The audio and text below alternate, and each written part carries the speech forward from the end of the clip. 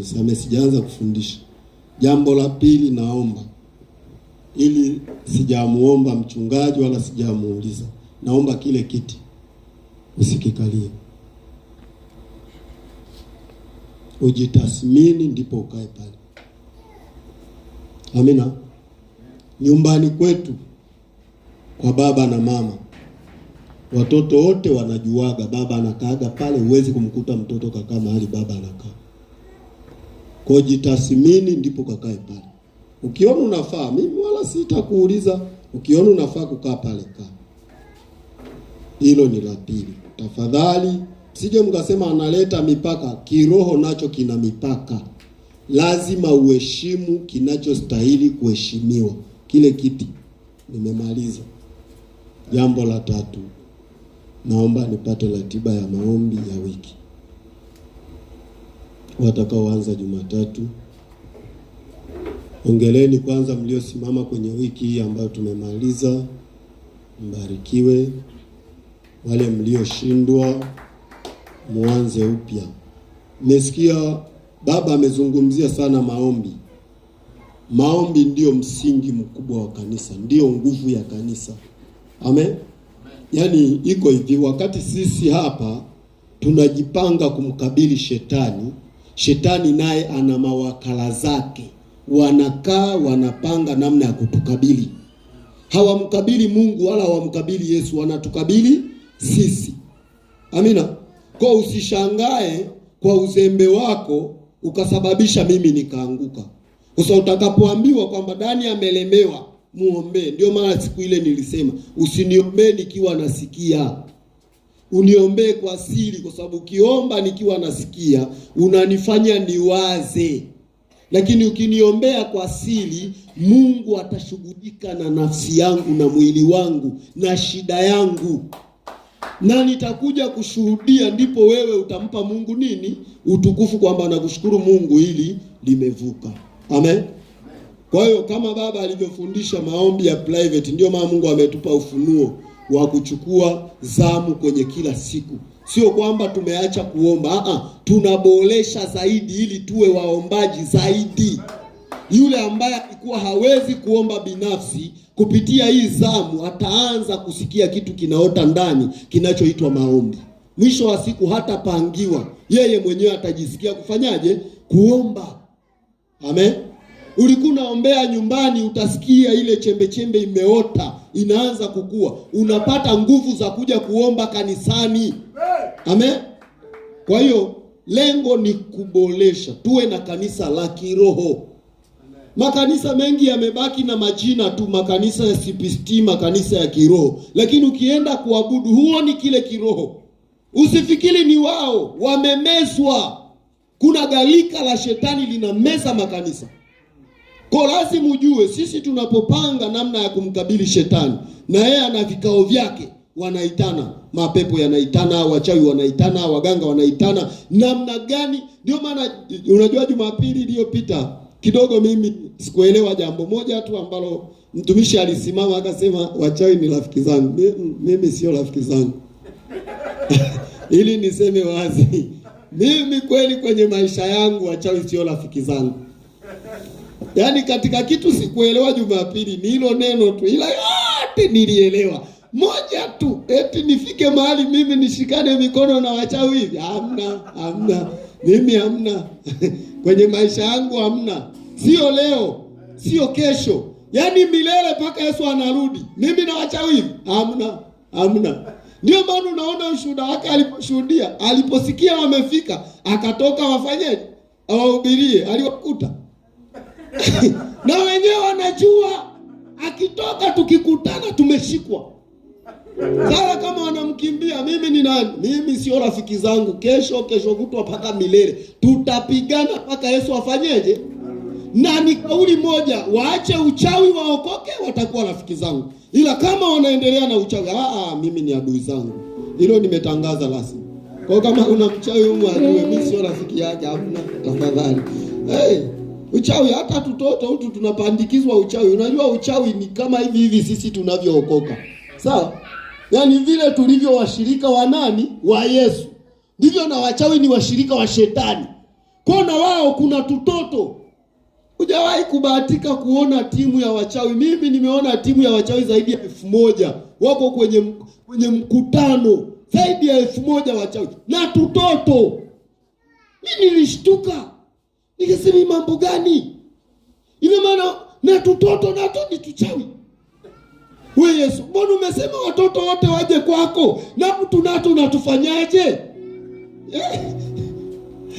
Akasema yule adui anayepanda hapo, wanapanda kona wao, wanafundisha. Mtu achipuki tu akawa mchawi eti jitu likubwa kama mimi hapa nichipuke tu niwe mchawi. Hamna, wanaanza huku. Amen. Kona maisha ya kiroho lazima tuanze chini ili tupande juu. Kwa hiyo naomba nipate wenye watashika zamu kuanzia Jumatatu, watu wa Jumatatu. Alafu nitengue kauli moja. Samahani baba, nilitumia kauli moja imenisumbua sana moyoni. Nilisema mama mchungaji na baba mchungaji, marufuku nikisimama hapa msinyoshe mikono. Sio marufuku, ninawaomba msiwe mnanyosha mikono. Tafadhali natengua. Hilo neno limenisumbua sana. Nilitumia neno ambalo sio staha. Amen. Ni neno baya. Ingawa wengine hamkulielewa, ila lilinirudi mwenyewe. Ni neno baya, sikulitumia vizuri. Kwa Mungu anisamee, na baba zangu mnisamee, na watu wote wa Mungu mnisamee. Ni neno ambalo sio zuri. Lakini nimewaomba nyinyi msiinue mikono, nina maana kubwa. Nyinyi ndio mnatubeba sisi. Nyinyi mnaomba kuliko sisi. Yaani nyinyi mpende msipende, mtaomba tu kwa ajili yetu. Kwa sipendi mimi kuona mkinyosha mikono, kwa sababu nyinyi ndio mnaotubeba sisi. Ndio maana yangu kubwa. Sina maana nyingine zaidi ya hiyo. Amen. Ninaamini nyinyi mkiamka hata Jumatatu mtakuwa na maombi, mkiamka siku gani mtakuwa. Kwa sipendi kuona mkinua mikono, ingawa watumishi wengine wanapenda kuona eti madhabahu ndio kielelezo. Yaani wewe kuwa mchungaji tu mimi kwangu ulishakuwa kielelezo tosha. Sihitaji kukuona hata ukinyosha mkono. Yaani mimi mchungaji hata asiposema labda tuna mchango, mimi mchungaji hata asipotoa hivi, najua alishatoa. Yaani kitendo tu cha kusema mchango yeye alishatoa. Kwa sababu vile tunavyotoa ni maombi yake. Amen. Kwa hiyo kuna tafsiri fulani ambayo shetani anatuharibu sisi ili tuharibike, tusilete heshima kwa Mungu. Naomba nipate watu wa Jumatatu wawili. Mmoja yule. Wewe shusha mkono. Mimi kwenye nyumba moja waga hakuna zamu. Yaani hawawezi kusimama watu wawili kwenye nyumba moja. Kwenye maisha yangu hapana. Mnakuwa mmetupunja. Ameinua mkono wa Amosi na mama Amosi. Mimi hamna. Nione mkono wa pili. Mama Amosi atachukua Jumatatu mkono wa pili. Sasa tunakoenda nitaanza kuteua. Maana inaonekana, yaani maombi haya ya kuzuii kufanya kazi zako. Amina. Bahati nzuri wengine mna kazi rahisi sana kuliko hata kazi yangu mimi. Yaani wewe unafunga, yaani kazi yako wewe ni kuacha kukula. Alafu ukipata muda hata lisali moja uombe kwa ajili ya kanisa. Hiyo tu. Amen. Yaani wewe tu kuacha kula. Unaweza kuacha kula wewe alafu akaja Amosi akaomba huko. Tukiunganisha ni kufunga na kuomba. Amen. Wewe umeacha kula, umefunga. Alafu kupata nafasi ya kuja kuomba, Mungu atainua wa kuja kuomba. Anaweza hata akawa amekula. Hayo ni mambo ambayo watu wa rohoni ndio wanayatambua, lakini mtu wa mwilini huwezi kuyaelewa. Kwa hiyo tunakuhitaji ufunge, ikiwezekana uje uombe. Au ukiwa nyumbani uombe. Amen. Haya, mkono wa pili. Mkono wa pili. Mkono wa pili hamna. Amina. Asante. Jumanne watu wawili. Asante. Jumanne hiyo. Jumatano wanakuwa wanne. Sasa nafanya Jumatano nafanya hivi. Amosi na bibi mtachukua Alhamisi. Amen. Amina bibi. Alhamisi. Amina. Alhamisi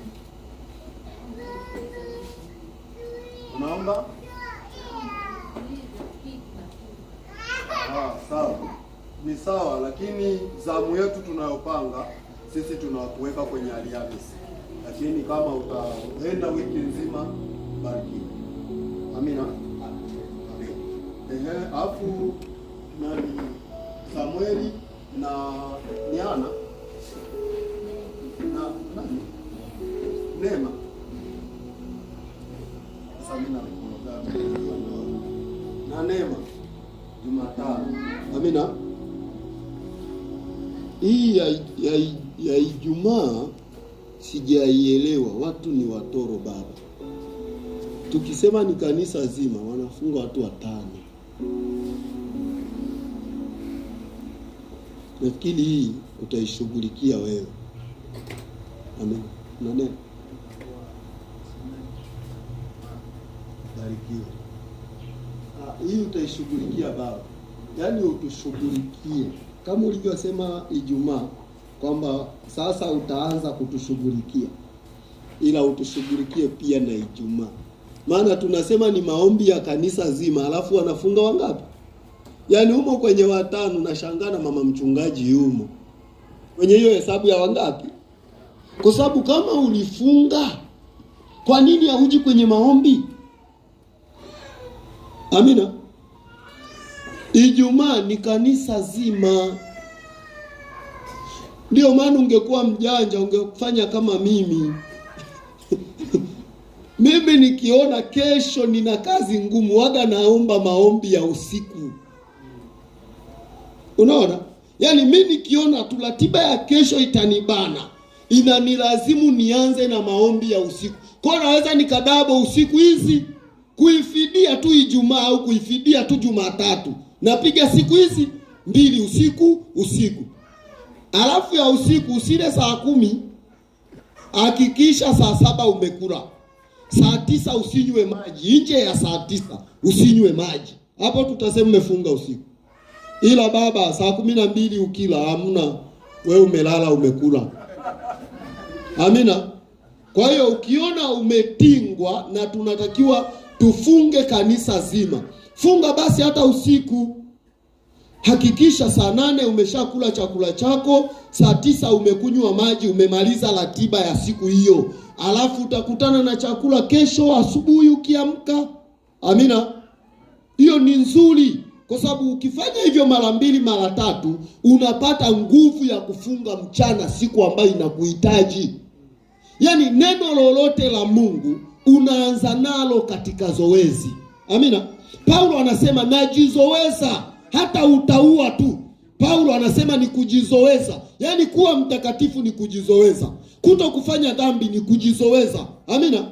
Yesu ametuokoa, wengine ni wazinzi, tulikuwa wazinzi, wengine walevi, wengine kwa kadri tulivyokuwa tukijizoweza kuacha zile dhambi, miili yetu imekubali kwamba nimesalenda. Kwa wewe kuamua kumfuata Yesu, mimi nimeacha kufanya hayo. Amen. Kwa hiyo kujizoweza nako ni kuzuri.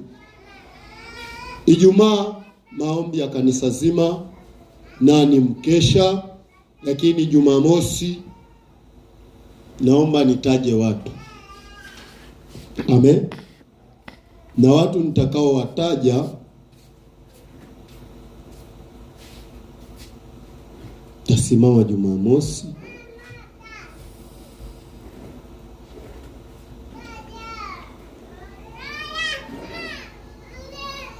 Alafu baada ya ibada naomba tubaki wale memba wa hudumu tujadili kuhusu maombi ya Jumamosi. Amina. Tujadili kuhusu maombi ya Jumamosi. Kwa Jumamosi tutakuwa na Samueli. Hasa wote ni Samueli wa Katoro. Samuel Bernard. Alafu tutakuwa na hivi Samueli wewe utakuwepo? Takuna toroka. Siku zinaadimika baba. Na kutamani. Takuwa Juli.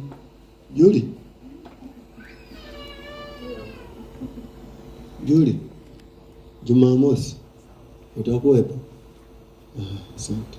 Mtumishi utakuwepo Jumamosi na kuomba na wewe na Yohana, alafu mamangu Mama Faraja utakuwepo Jumamosi? Utakuwepo. Alafu mtumishi Jenifa utakuwepo Jumamosi? Amina. Alafu Mama Amosi. Wale ambao siwaulizi msishangae. Yaani kuna watu unakuwa umeshapokea tiki yao moyoni, hutaki kumuuliza. Amina. Alafu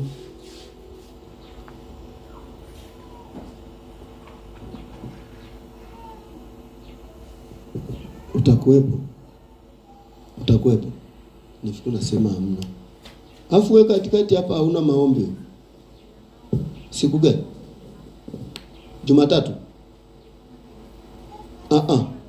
Yaani wale walionyosha mkono, wewe bado haumo? Ulikuwa haumo? Ulikuwa umetoka? Aya, chagua siku moja. Jumatano. Hivi wa Jumatano ni nani? Hamna. Samueli yumo. Hamna. Chagua nyingine. Jumanne. Amina. Halafu sasa Yohana. Kule kwako kufuli lipo zuri?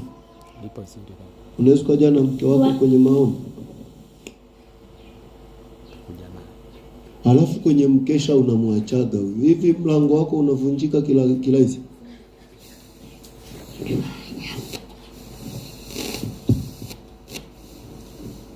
Jumamosi na wewe humo. Nyinyi mmepata neema ya kuwa wawili. Unajua huyu mama kuna kitu moyoni mwake amebeba ila hajui. Ndio maana anazembea. Amina. Jumamosi na wewe humo, na hamia huku nilikuwa nimeishia hapa na Mosi humo. Hivi Amosi ni lini wewe? Zamu yako? Alhamisi. Wewe utakuwa na bahati. Alhamisi, Ijumaa na Jumamosi, na Jumamosi humo. Alafu mzee Jumamosi utakuwepo? Unaweza ukaja kanisani? Amina. Na mzee wangu hapo ndio.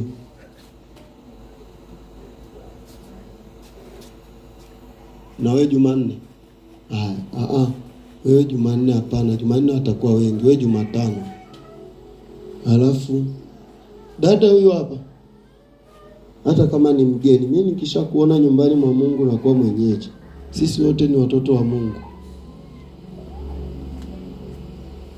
Na mgeni huko. Sawa, nataka nikupange kwenye maombi. Uko tayari? Ulishawahi kufunga? Simama kwanza. Simama. Sogea.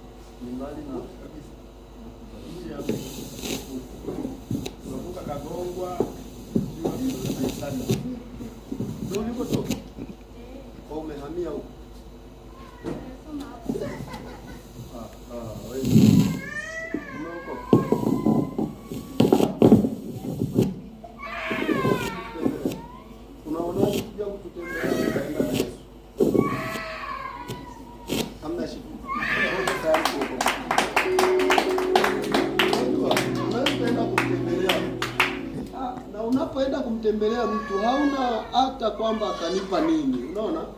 Alafu ile unamwaga, unashangaa anatoka na kitabu. Yaani wewe umeenda hata nini? Hata kitu. Mimi msalimie pia yangu. Alafu anatoka na kitabu. Akikupa kale kitabu nakataa. Mama huyo mtoto. Toka umefika mimi wakati naomba nilikuwa najiuliza huyu ni mgeni ni wa wapi? Mtu mwingine nilikuwa najiuliza ni yule pale.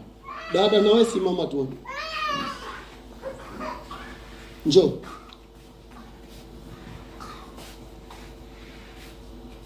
Na wewe ni mgeni eti?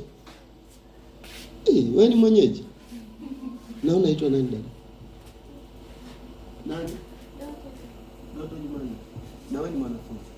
Unaokoka? Au na wewe ni mlo? Mlo. Unaona vipi?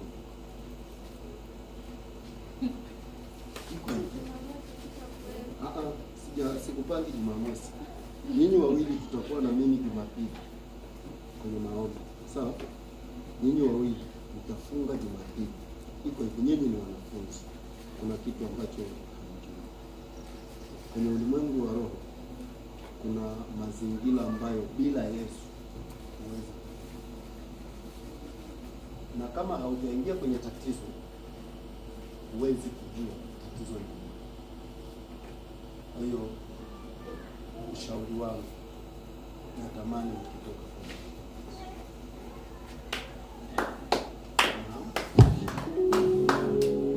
yaani unafunga siku nzima ile ya Jumapili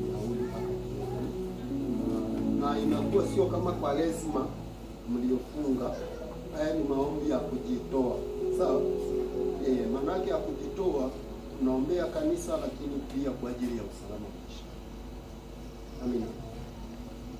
Na ukiokoka, Yesu ataenda na wewe, atakwambia usalama wa maisha yako uko. Wala sisi waga hatuna tabia ya kusema eti kwa sababu umeokoka njoo uje na sisi. Unaweza ukaokoka ukaenda Roma, alafu siku moja Yesu atakwambia unatakiwa uwe wapi kwa usalama wako. Umenielewa vizuri? Yesu aliyowaleta hapa ana makusudi. Yaani ana makusudi kabisa na maisha yako. Wala mtapotea maisha. Nimepatia kabisa.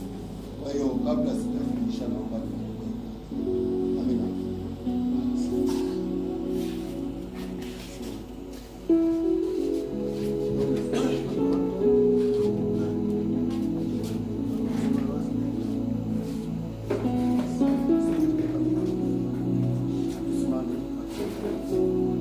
Tuombe kwa ajili ya mabinti. Hatujui kwa nini Mungu amewaleta hapa. Maisha yao yana thamani sana machoni pa Mungu kuliko sisi tunavyoweza kufikiria. Na Mungu, Biblia inasema Mungu kwetu ni kimbilio na nguvu, msaada upatikanao tele wakati wa mateso. Kwa Mungu analeta msaada wakati mtu yuko kwenye mateso. Lakini pia Biblia inasema nguvu za kututoa mautini zina yeye Bwana. Yaani kuna wakati mtu unaingia kwenye bonde la mauti kabisa, unatakiwa ufe. Ama umekusudiwa au umeingia tu bila wewe kujua. Lakini kwa sababu nguvu za kututoa mautini zina Mungu wetu, unajikuta tu umevuka. Amina. Kwa hiyo sisi hatuwezi kufafanua kwa nini wako hapa. Kanisa lao liko hapa, alafu wamevuka wamekuja hapa. Lazima Mungu anakusudi kwenye maisha yao. Na sisi hatuwezi kujizuia, tutawaombea yeye aliyewaleta akawasaidie. Amina. Nifuatishe maneno haya. Sema: Bwana Yesu, nakushukuru asubuhi ya leo umenipa nafasi kuja nyumbani mwako. Yesu, ninaomba maisha yangu yawe na thamani mbele zako. Naomba ufute jina langu kwenye kitabu cha hukumu na uliandike kwenye kitabu cha uzima. Bwana, nifanye kuwa mwanao leo na hata milele. Kwa jina la Yesu namkataa shetani na kazi zake.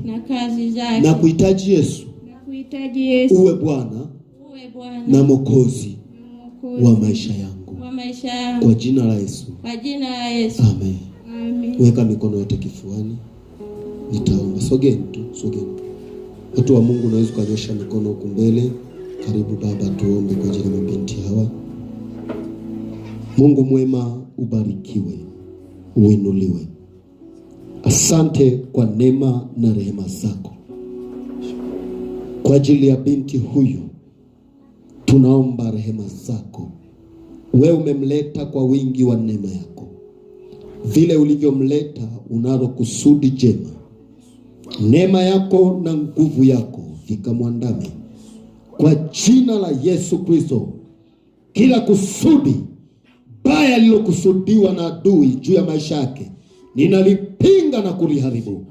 Bwana msaidie, nenda kasafisha ufahamu wake, safisha nafsi yake, safisha mwili wake, roho yake iwe thamani kubwa mbele zako kwa jina la Yesu aliye hai. Wewe ni Mungu mwaminifu mwenye haki.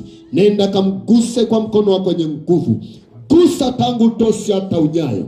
Gusa kwa neema yako. Mtakase Bwana, muoshe kwa ile kweli, muoshe kwa ile kweli, muoshe kwa ile kweli. Msaidie mfalme kama mwanao, mfanye kuwa mwanao leo na hata milele, katika jina la Yesu. Mfalme Yesu, nakushukuru kwa ajili ya binti huyu. Msaidie, mtakase, mponye, msafishe kwa wingi wa neema yako. Nguvu yako ya Roho Mtakatifu kamfunike. Wingu lako la utukufu lisimuache, limwandame. Nenda kasafishe roho yake, mwili wake, nafsi yake, ufahamu wake kwa jina la Yesu Kristo. Kila pando la adui lilopandwa juu ya maisha yake ninaling'oa na kuliharibu. Toka kwa jina la Yesu Kristo. Naachilia neema ya Mungu, naachilia nguvu ya Mungu, naachilia uweza wa Mungu. Damu ya Yesu Kristo inaweza kutakasa. Imtakase binti huyu, mfanye kuwa mwanao sasa kwa neema yako na nguvu yako. Bwana Yesu, wafunike, watamie. Nenda kawalinde, nenda kawatamie, kawangazie neema yako, utukufu wako ukawe juu yao. Wape kufanya vizuri katika masomo. Wasaidie mfalme Yesu kukuishi wewe na kuishi maisha matakatifu. Barikiwe Yesu, inuliwe katika jina la Yesu Kristo. Amen. Mbarikiwe. Amen. Mbarikiwe. Amen. Unaweza kumpigia Yesu makofi. Asante. Amen. Bwana asifiwe. Basi tumekuwa na kipindi kirefu kidogo hatujaendelea na somo letu la mtu wa vita, lakini halijaisha. Tutaendelea hapo mbele kidogo na somo moja linasema, kwa nini tunamhitaji Bwana kwa wakati wote? Kwa nini tunamhitaji Bwana kwa wakati wote? Ziko sababu kubwa zinazoweza kujitokeza au kutokea ukamhitaji Bwana. Lakini kuna sababu ambazo zinakutaka umhitaji Bwana wakati wote. Haleluya.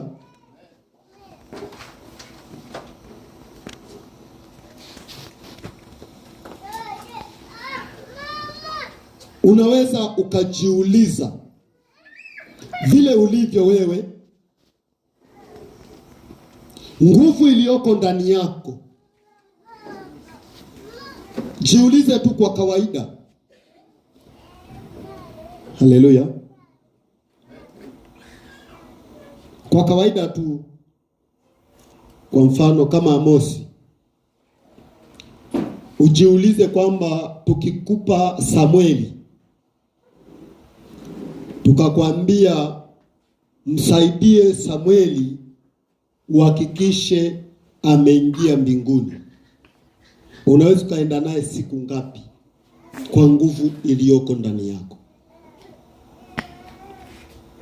Haleluya. Au tukamwambia Mama Faraja anyoshe. Huyu ndo Mama Faraja. Sasa tukamwambia huyu jirani yako tunakupa uhakikishe ameingia mbinguni. Sasa unajitathmini kwa nguvu ulionayo, unaweza kaenda na huyu mtu siku ngapi, kwa muda gani? Mtafika naye mbinguni au baada ya mwezi mmoja utakuwa umeishiwa nguvu, yeye ana nafuu. Haleluya. Hilo swali na mimi lazima nijiulize. Ndio maana tunaposema kama kanisa tumuombee mchungaji, tuna maana kubwa, sio nyingine. Mungu ampe nguvu au uwezesho wa kutubeba, sio kwa siku mbili, sio kwa wiki moja, sio kwa mwezi mmoja, kwa sababu akichoka hawezi tena kutubeba. Kwa tunaomba Mungu ampe uwezesho ambao utamsaidia awe na uwezo wa kutubeba siku zote. Haleluya. Awe na nguvu ya kutufikisha tunakohitajika kufika. Unajua, kama kanisa kila mmoja na mahali anatamani kuwa. Amen. Hata maisha tu ya kawaida, maisha tu ya mwili, kuna mahali unatamani uwe, kuna namna unatamani uwe. Mwingine anawaza, ningekuwa na hela, ningekuwa hivi, ningekuwa vile, ningefanya hivi, ningefanya vile. Hapo ni mahali unatamani uwe. Sasa kuna mtu anatakiwa akubebe kutoka ulipo kukupeleka pale.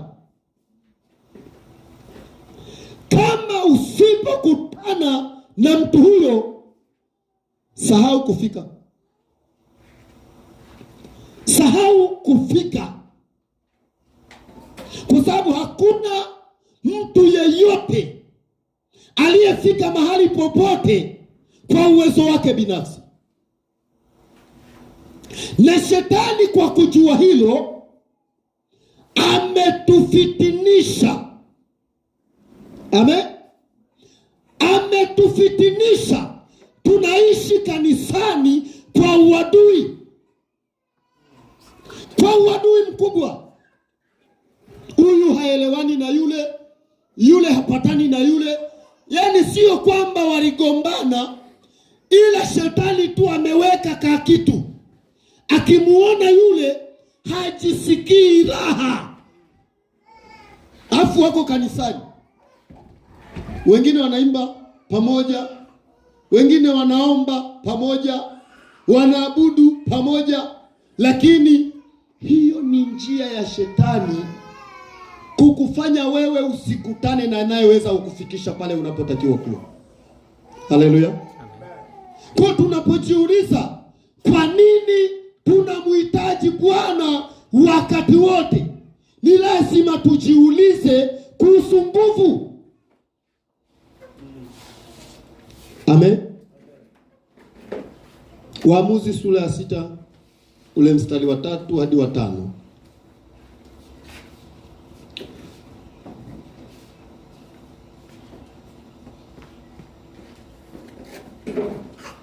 Sura ya 6 mstari wa 3 na wa 5 hadi 5.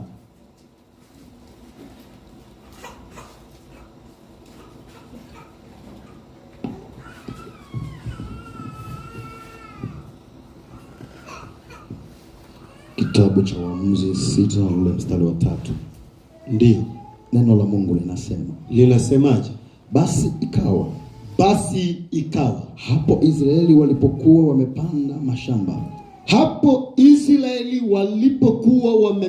mashamba, Wamidiani wakakwea na Waamaleki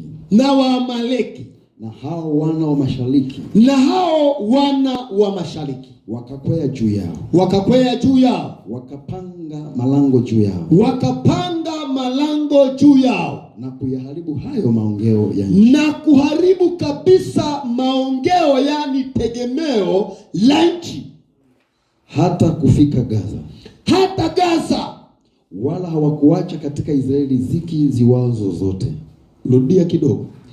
Wala hawakuacha, ndio, katika Israeli, ndio, liziki ziwazo zote. Ndio neno nilikuwa nalitaka. Kaa kwanza.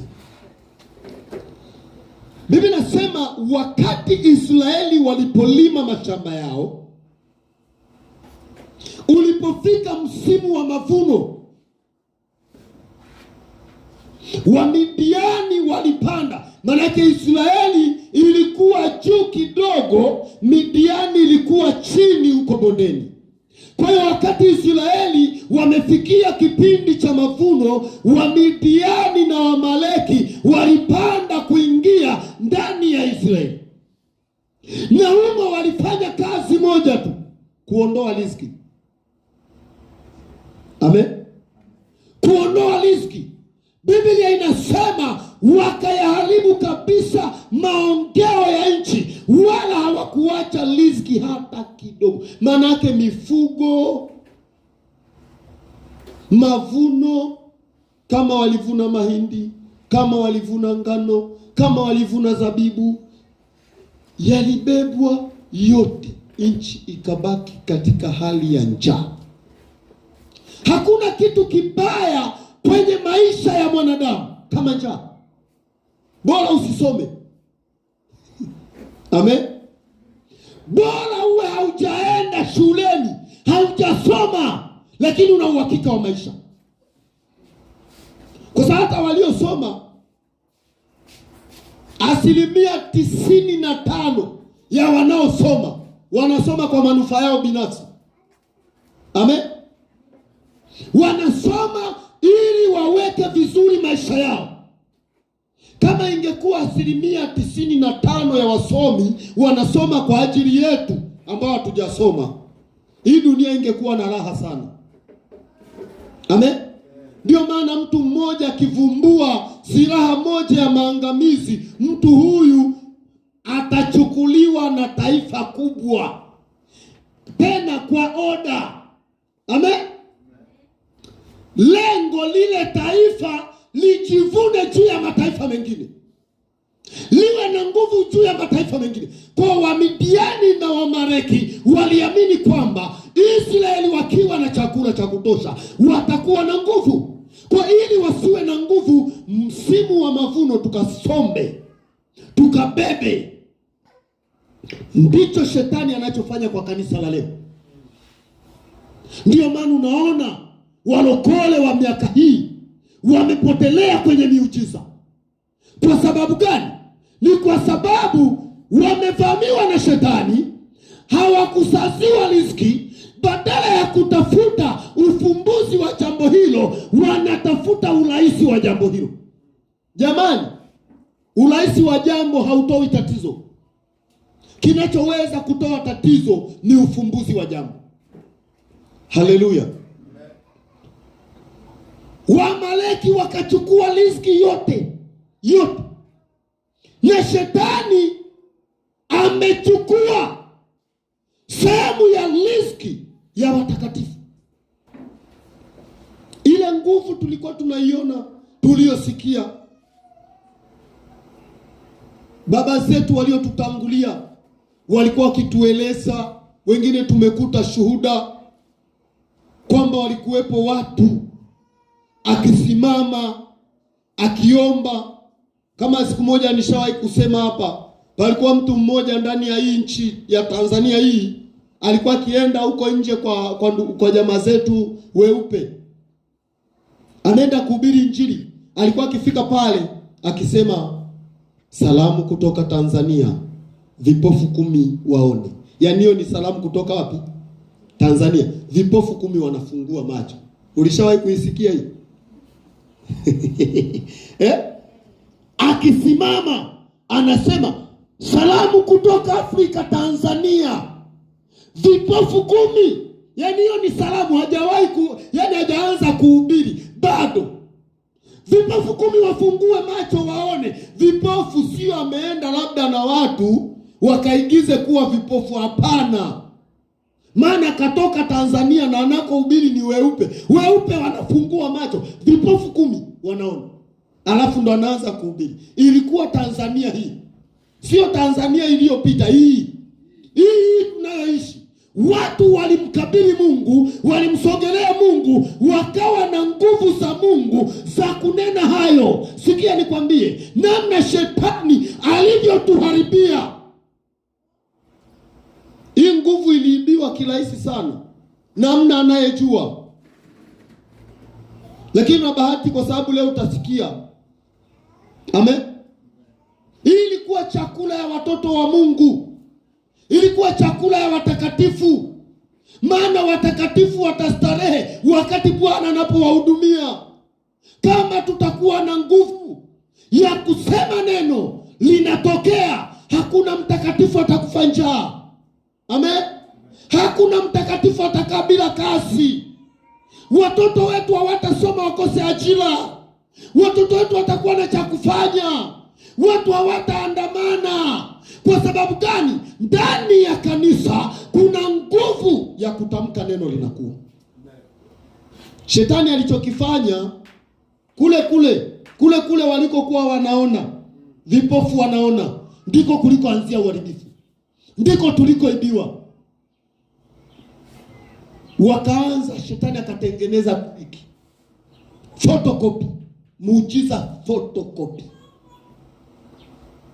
Wakajiuliza, inawezekanaje jambo hili litoke Afrika?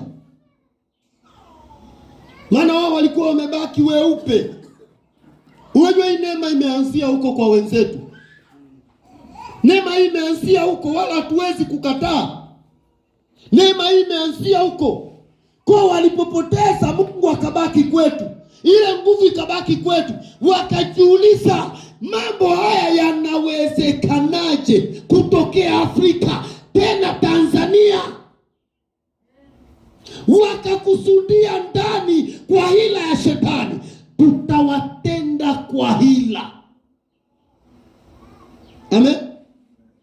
Tutawatenda kwa hila. Wakaanzisha miujiza ambayo ilianzia tu hapo Nigeria. Hapo tu Nigeria ndio walianzishia. Hakuna mahali pengine. Nigeria wakaleta upako wa mafuta na chumvi na kukomboa udongo. Yaani wewe una dhambi, lakini wanatamani wakukombolee udongo kuliko nafsi yako. Udongo utakuwa na thamani kuliko wewe. Chumvi itakuwa na nguvu kuliko wewe. Ndio maana mchungaji anahimiza kuomba. Maombi binafsi yatakuvusha. Maana walijua hawa asili yao nguvu hii wanaipata kwenye maombi, ili tuwaharibie, tuwanyang'anye kitu kinaitwa maombi. Wasiombe. Kwa tuwape upako mbadala. Hapo Nigeria, hawa wote unaowaona hawa wanauza machumvi, mafuta ya upako, wametoa hapo Nigeria, ni mawakala tu, wala wakwenda hata kuzimu wengine. Amen.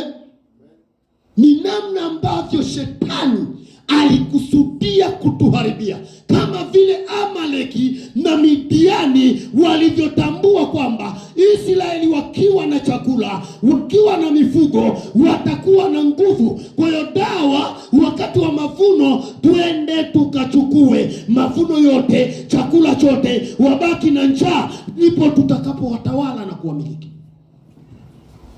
Kwa shetani anajua kututawala sisi ni kutunyang'anya ile nguvu ya Mungu halisi na kutupa miujiza feki.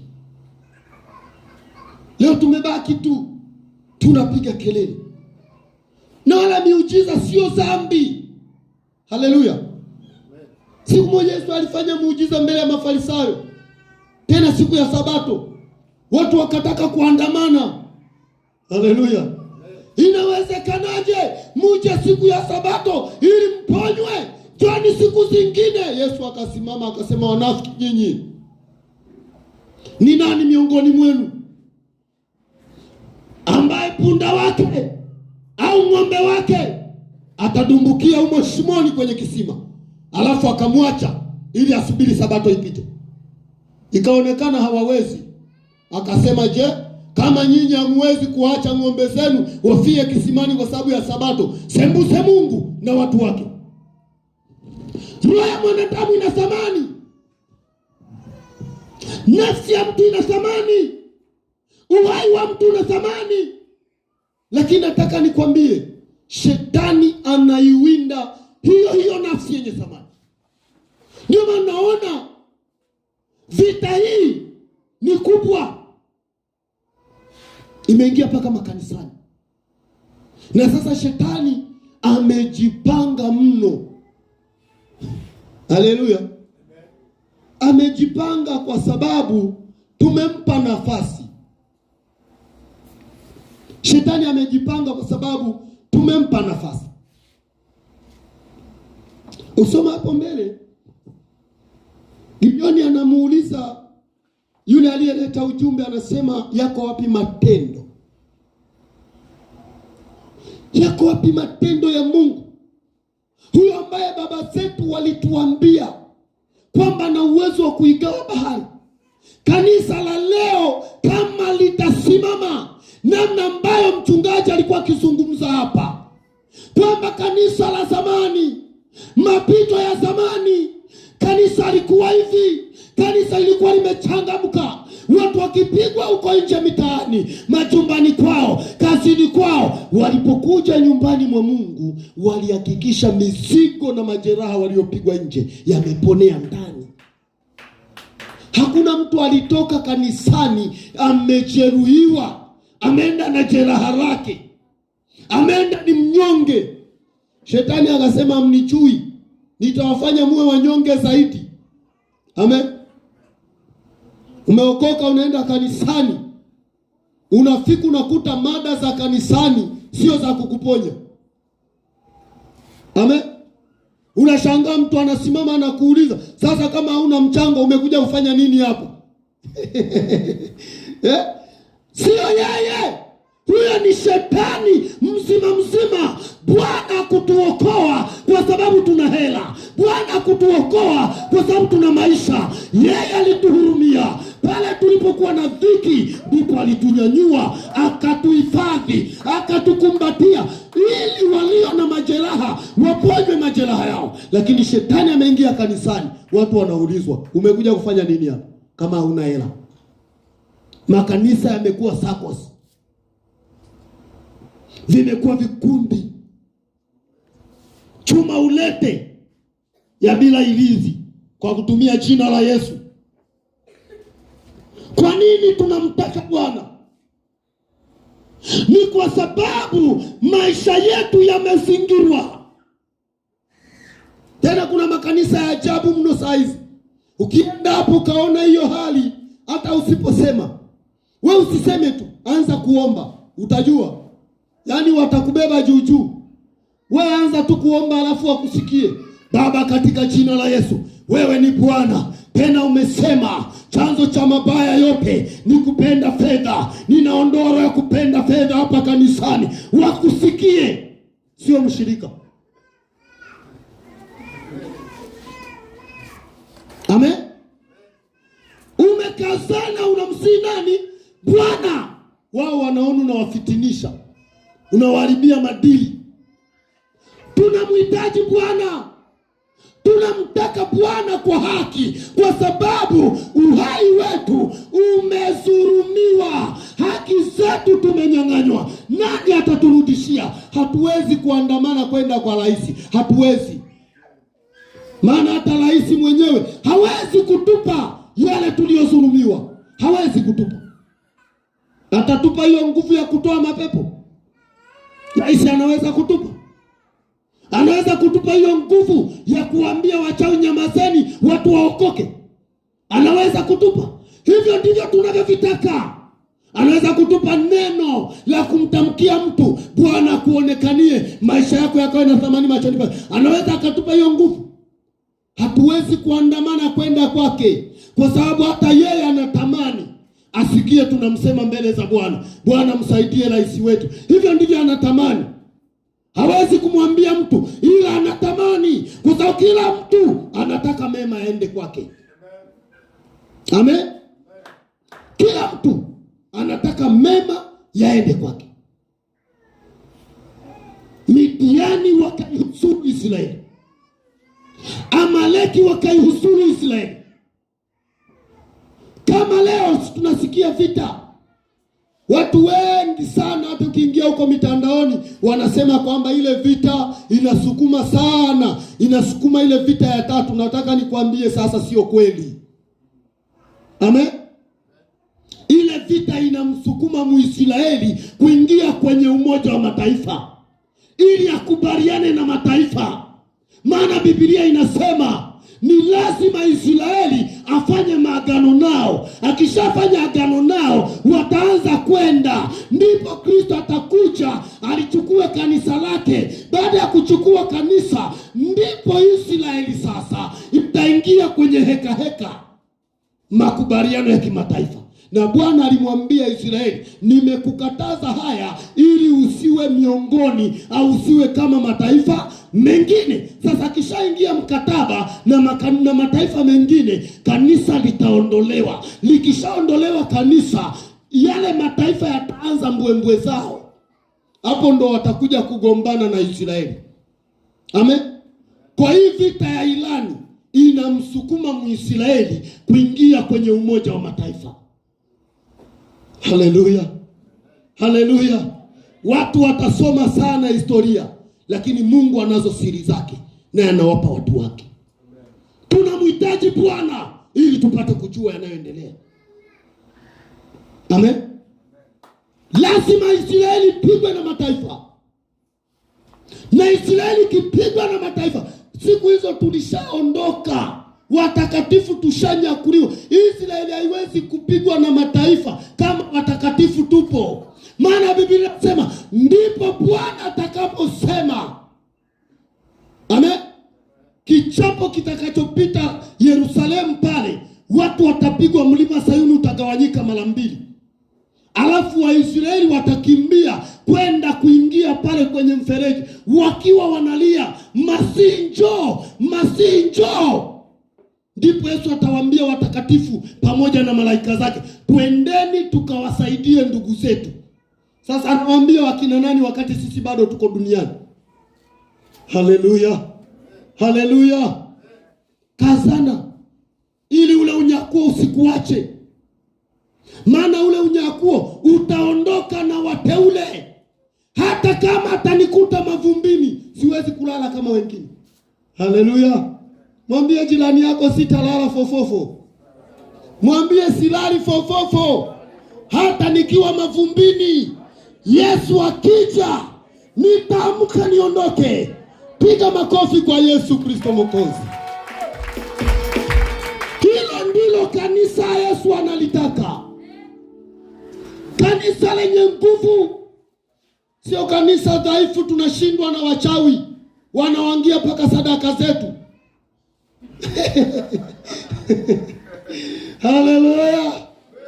Yaani wewe unaenda kwa moyo mkunjufu, unaenda kutoa sadaka kwenye kikapu, alafu mchawi naye anafuata nyuma yako, anaweka sadaka. Yaani shilingi juu ya shilingi. Tunacheza kamari. Ifike mahali kanisa liwe na nguvu ya kushinda milango ya adui. Maana ndio kauli ya Yesu Kristo. Petro, na wewe ndiwe Petro, yaani jiwe, na juu ya mwamba huu. Sio juu ya Petro. Petro ni jiwe. Ushawahi kusikia jiwe likawa mwamba? Mwamba unakuwa jiwe, ila jiwe haliwezi kuwa mwamba. Mwamba ni jiwe kwa sababu naweza likagawanyika, likabaki vipande vipande ili ligeuke kuwa mawe. Lakini jiwe haliwezi kuwa mwamba. Tuweza kulibeba hata begani tukalipeleka mbele. Amen. Mwamba umesimama ambaye ni Yesu Kristo anasema, Petro, na wewe ni jiwe, na juu ya mwamba huu nitalijenga kanisa langu ambalo milango ya kuzimu haitalishinda. Unaijua milango ya kuzimu wewe? Unafikiri tule tu mashimo? Zile hadithi mnazoambiana huko, eti ziwa Tanganyika kuna mlango wa kwenda kuzimu, sijui wapi kuna mlango. Sio hiyo. Milango ya kuzimu ni wachawi na waganga wa kienyeji.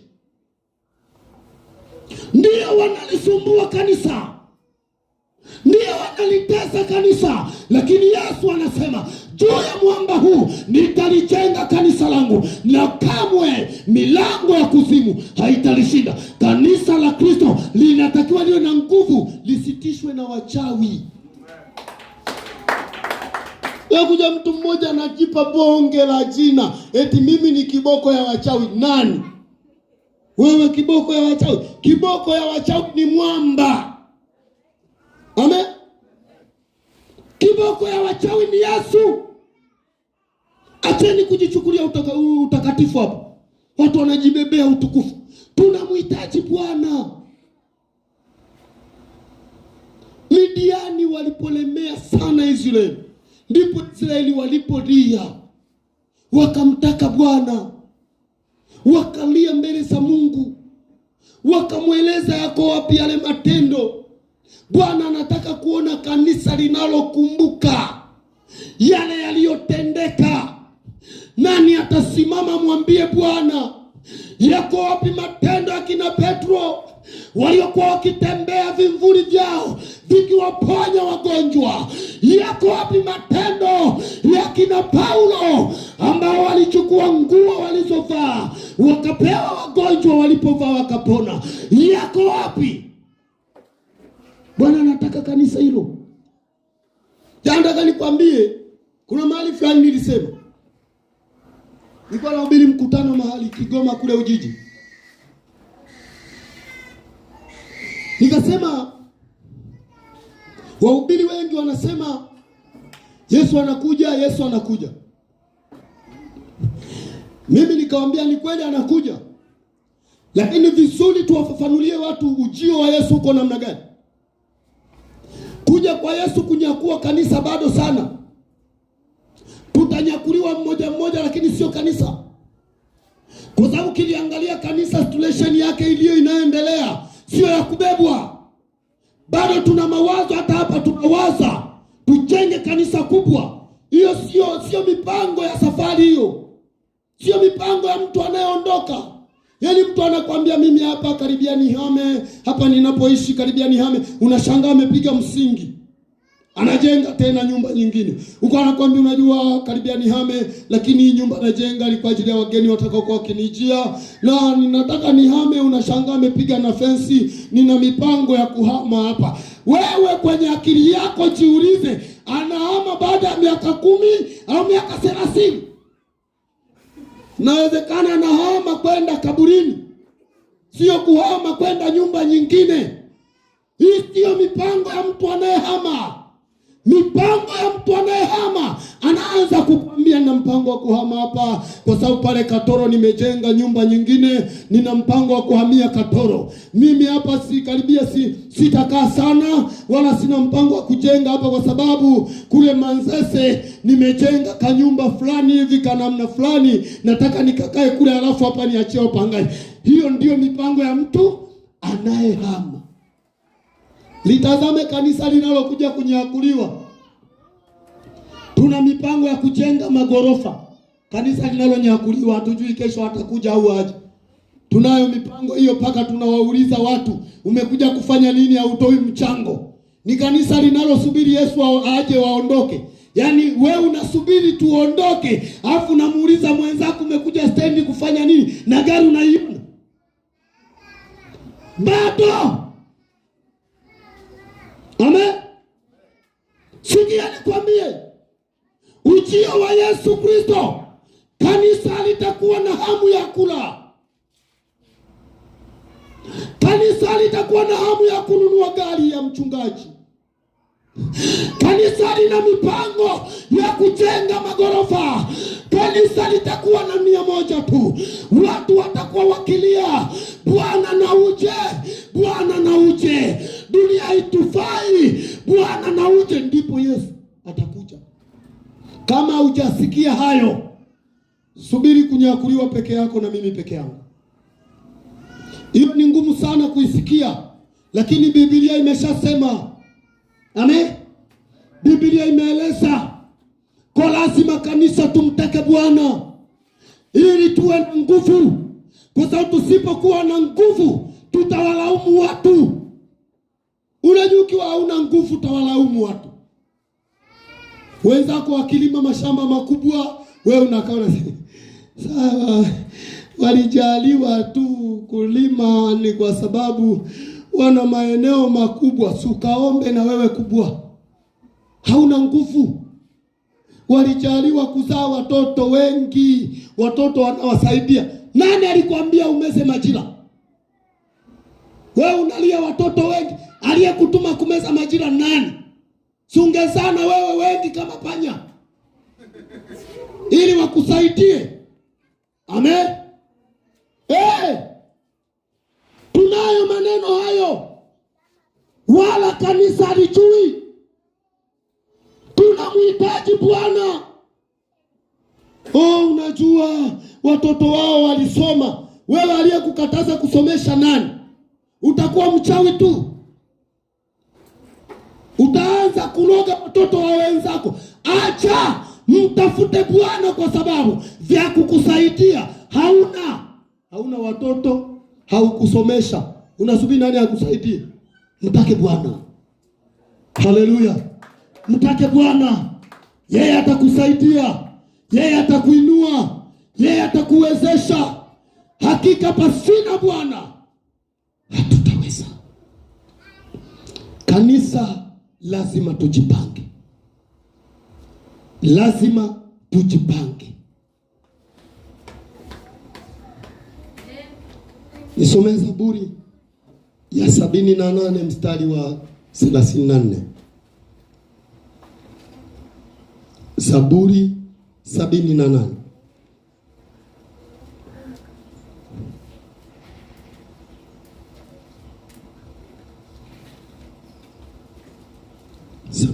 Zaburi mstari wa 34.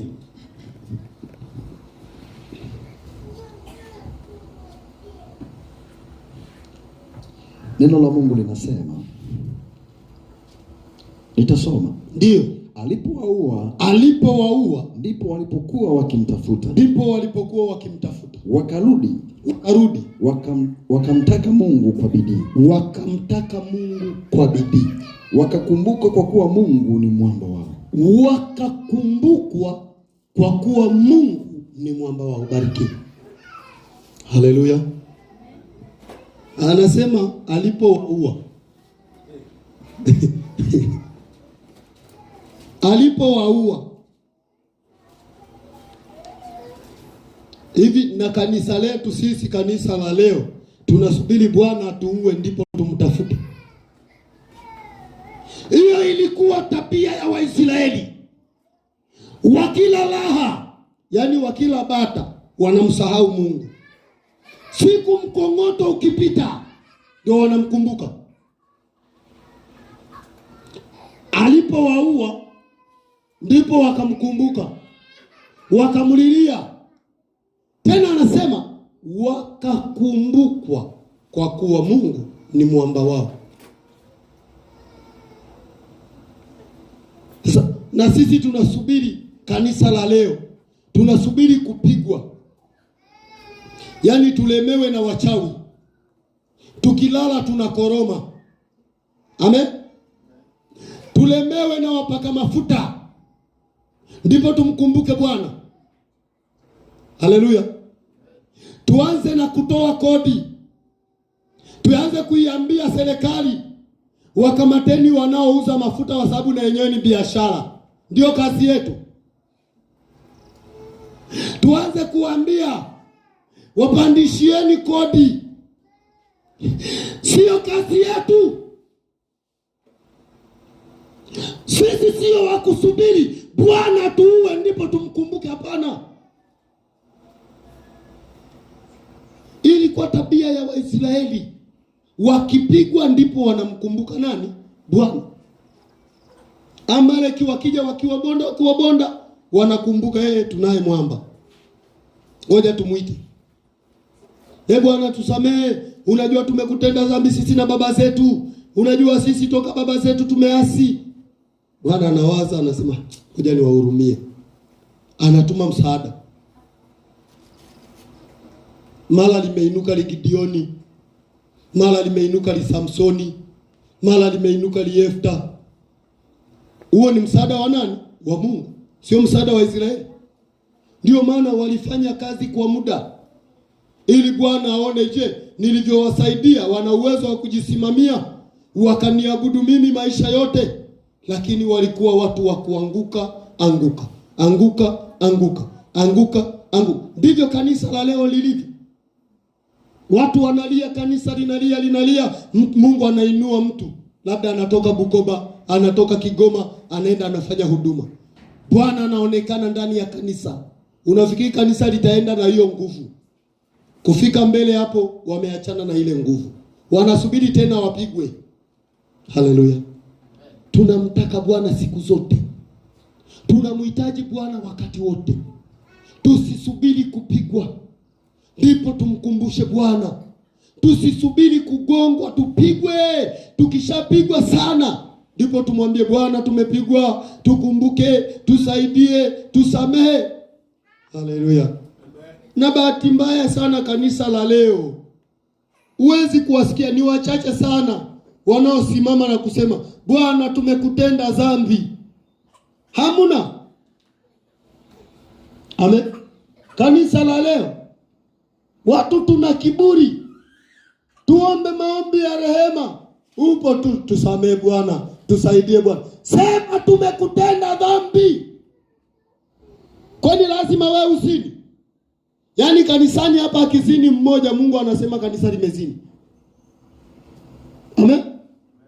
Ndio maana tunahimiza kuwa watakatifu. Siku moja Israeli walipigwa kwa sababu ya mtu mmoja anaitwa Akani. Amen. Wameenda vitani, wameshinda. Mungu amewaagiza muangamize kila kitu wala msishike kitu. Akani akaona fedha na dhahabu, akasema siwezi kuziacha. Akapita nazo. Kuja kwa Mungu kwenye kambi, akainajisi kambi. Mungu akatuma korona. Haleluya. Unajua korona ipo toka zamani. Kwenye Biblia inaitwa tauni. Mungu akaituma tauni. Hiyo ni korona. Mapafu tu yanabana, hewa inashindwa kuingia, inatamani kutoka yote. Kazi ikishatoka hewa yote, we ni mtu, si marehemu. Wakafa watu wa kutosha pale kambini. Watu wakalia. Yoshua akauliza, shida nini Bwana? Anasema mumechukua vitu visivyo halali, mmeweka kwenye majumba yenu. Msako ukaanza kupita nyumba kwa nyumba. Hivi tukipitisha msako kwako tutakuta kuna usalama? Kama jirani tu alishawahi kukwambia hako kabeseni ni kama nilikapotezaga nikakwako, nilienda kununua. Nilinunua kule. Mbona ni kama hapa ni kama mtoto alitaka kuchoma na kisu. Ni la kwangu. Wewe mabeseni yote, ina maana mabeseni yote hapa mjini Kahama ni yako. Haleluya. Tunamtaka Bwana. Tunamhitaji Bwana. Tusiwe kama hawa waliosubiri kupigwa. Kama alivyosema baba mchungaji, kuomba tuombe sana. Na lengo la kuomba tumtake Bwana hapa. Tuone Bwana akifanya maajabu hapa. Tuone nguvu za Mungu hapa. Haleluya. Mungu sio mnyimifu. Mungu sio kama mimi. Unaweza kuniambia mtumishi naomba 500 hapo nikakwambia sina, wakati mfukoni na 10,000. Sio Mungu. Mungu ukisema nipe nguvu anakupa. Amen. Yeye atakachohimiza ni utakatifu. Huo ni Yesu alipotembea, alipokutana na wahitaji. Kuna kadada kale kalikuwa kakahaba, kamekuja tu hata akajamwambia nisamehe. Kakafika kakakuta mwalimu amekaa, kakaanza kulia, machozi yanatoka, sio kulia tunakoigiza leo. Haleluya. Tumesema tuombe kwa ajili ya kanisa. Unashanga mtu analia, kumbe ni kwa sababu alilala njaa jana usiku. Yaani sisi tunaombea kanisa, wewe unawaza njaa ya jana. Hujui matatizo ya kulala njaa jana ni kwa sababu ya kanisa. Amen. Wewe lia kwanza kwa ajili ya kanisa. Kale kamama kakafika pale, kakaanza kulia. Watafiti wakaanza kukatafiti. Laiti kama huyu mtu angekuwa nabii wa Mungu, angekajua kale kama mwanamke kama ni kakahaba, vichochoroni tunakutana nako kale. Bila shaka ni mtu wa kawaida. Aliyemkaribisha naye akaingiliwa na wazo baya. Sasa useme nitakuwa nimekosea, nimekula hasara bure. Yaani kumwalika mwalimu kwenye karamu nzuri, kamalaya kana kuja kana mgusa miguu pana upako tena hapa. Mwalimu akaita. Alikuwa anaitwa nani yule bwana? Simoni. Na mwalimu kashtushwa kwenye wazo baya. Na mwalimu, hebu niambie, watu wawili walienda kuomba. Mmoja mtoza ushuru, mwingine farisayo. Huo mfano ni mwingine. Anasema watu wawili waliwiwa deni. Mmoja kubwa sana, mwingine ndogo sana. Bwana wao akafika, aliyekuwa na wadai akawaambia, nimewasamehe madeni yenu. Simoni, niambie, ni yupi alimpenda sana bwana wake? Hasema bila shaka ni yule mwenye deni kubwa. Mwenye deni kubwa lazima alipenda sana. Ila mwenye kadeni kadogo sikako ndani ya uwezo wake bwana. Sawa. Sasa nataka nikwambie Simoni, huyu mwanamke amesamehewa dhambi zake. Simoni akashtuka. Yaani pamoja na gharama yote hii mimi sijasamehewa. Gharama zote nilizoingia mimi sijasamehewa. Mungu hakutaka fedha, alitaka moyo mnyofu uliokubali kushuka na kutubu. Simoni alidhani kwa kumuhonga Yesu ile bati atasamehewa. Kumbe Bwana alitaka ule moyo mnyenyekevu, ule moyo wa kushuka, ule moyo wa kutubu. Ndivyo tulivyo leo watumishi.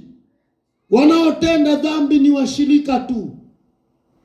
Huwezi kushirikia watumishi tunaomba toba. Huwezi kwenda kufanya huduma ukasema kanisa tuombe toba, ukakuta mchungaji ameanguka, anagaragara. Ni wachache, 10% kwenye 100. Hapo ndo utajua hali ya kanisa ikoje. Unashanga mchungaji upo anatumbua jicho, anaangalia tu. Yaani anatafuta wenye dhambi, yeye ndo amekuwa Roho Mtakatifu. Anatafuta wenye dhambi. Wewe ni baba, tusamehe Bwana. Wamesema kanisa aliyesimama ndiye yuko kwa mbadala wa Mungu. Kwa hiyo alitakiwa wote waanguke chini waseme, Bwana tumekutenda dhambi, tusamehe. Huo ndio uhai wa kanisa. Lakini kama kanisa halitafanya hivyo, haliwezi kuwa hai. Kama hatutafanya hivyo, tutakuwa hatujamtaka Bwana. Soma Zaburi ya 50 hapa. Nimalize, muda umeenda sana. Amen. Tanisamehe nimalize, muda umeenda kidogo. Zaburi ya 50:15. Utasoma pamoja na Hosea 5:15. Neno la Mungu linasema, ndio, ukaniite siku ya mateso, nitakuokoa, na wewe utanitukuza. Bali mtu asiye haki, Mungu anamwambia, una nini wewe? Kuitangaza sheria yangu. Ubarikiwe. Kuitangaza sheria yangu. Hosea 5:15.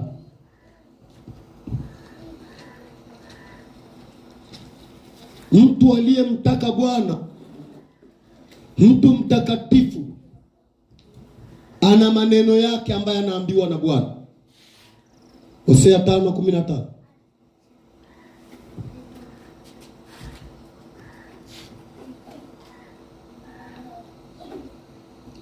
Neno la Mungu linasema, ndio, nitakwenda zamu niparudie mahali pangu. Rudia. Neno la Mungu linasema, ndio, nitakwenda ndio zangu niparudie mahali pangu. Nitakwenda zangu niparudie mahali pangu. Hata watakapoungama makosa yao na kunitafuta uso wangu katika taabu yao watanitafuta kwa bidii. Ubarikiwe. Haleluya. Unaona hapa nizungumze kwa uchache kwa sababu muda umeenda. Anasema mtu mtakatifu aliyetubu, Mungu ana maneno yake ya kumwambia, ukaniite wakati wa taabu yako, nitakuokoa, na wewe una kazi ya kufanya, unitukuze. Amen.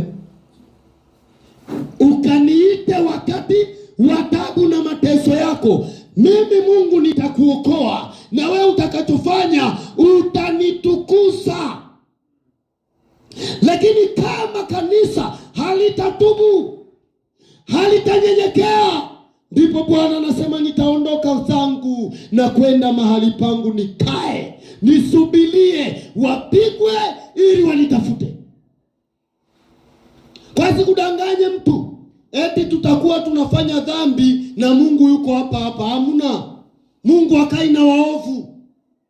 Ndio maana tunahitaji kuishi utakatifu. Ndio maana tunamhitaji Bwana wakati wote. Ili Bwana akae na sisi, ni lazima tukubali kuwa watakatifu, tukubali kukataa dhambi, tukubali makosa tuliyoyafanya. Anayeweza kutusamehe ni Mungu. La sivyo tutabaki tunasema tunamwabudu Mungu, kumbe Mungu hayupo.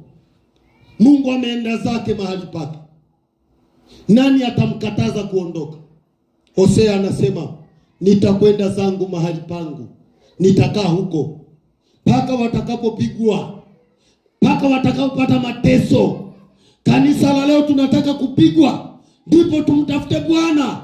Tunataka tumwache Roho Mtakatifu aende zake akakae mahali pake ili tusubiri kupigwa. Nataka niwaambie mahali hapa tusikubali jambo hili. Mahali hapa tusikubali jambo hili. Tumtake Bwana kabla hatujapigwa. Tumtake Bwana kae nasi. Tumtake Roho Mtakatifu atutembelee ibada kwa ibada. Haleluya. Haleluya. Natamani kumwona Roho Mtakatifu akituhudumia ibada kwa ibada, ibada kwa ibada. Jumatano tuone uwepo wa Mungu, Ijumaa tuone mwingine, Jumapili tuone ibada ikiwa njema, na jioni tuione uwepo wa Mungu. Nataka nikwambie, kwa namna hiyo tutamfurahia Bwana, tutamwabudu Bwana kwa raha, tutajisikia amani. Ndipo mioyo yetu itakapokuwa na amani, na amani ya Kristo itaamua mioyoni mwetu. Haleluya. Haleluya. Simama kwa miguu yako. Asante Yesu. Tukamwabudu Mungu, nifanye kama upendavyo. Wakinitazama wakuone wewe Bwana, na Bwana unifinyange, unifinyange, unifinyange, unifinyange. Karibu mama mchungaji, uimbishe wimbo. Nifanye kama wewe, karibu mama, tamani wakikutazama, sio tu unatoka kanisani, hata wakati upo nyumbani kwako, hata ukiwa unaenda sokoni, hata ukiwa unaenda kazini kwako, wakikutazama muone Bwana.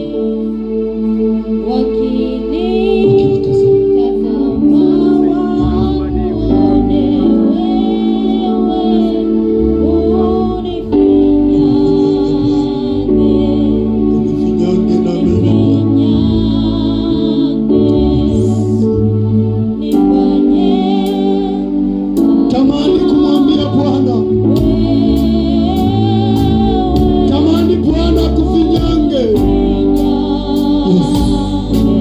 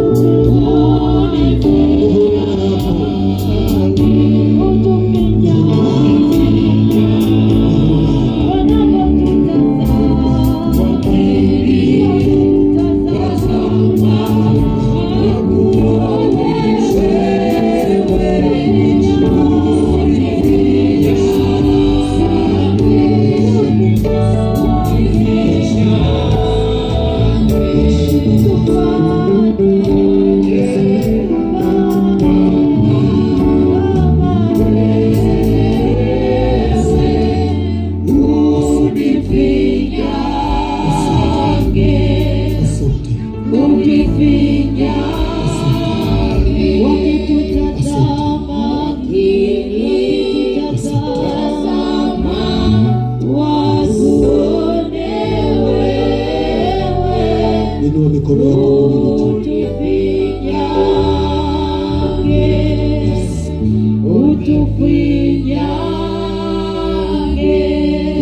yako miwili. Sema nami maneno haya. Sema, Bwana Yesu, ninakushukuru asubuhi ya leo kwa namna ulivyosema nami. Ninaomba Bwana unisaidie, nikutake wewe siku zote za maisha yangu. Bwana unisaidie. Mimi hapa niko tayari kwa ajili yako, kwa sababu hata hivyo kuwa hai ni msaada wako. Yesu, nisaidie. Roho wako Mtakatifu asiondolewe kwangu wala kwa kanisa. Usaidie Bwana, katika jina la Yesu. Amen. Karibu Baba.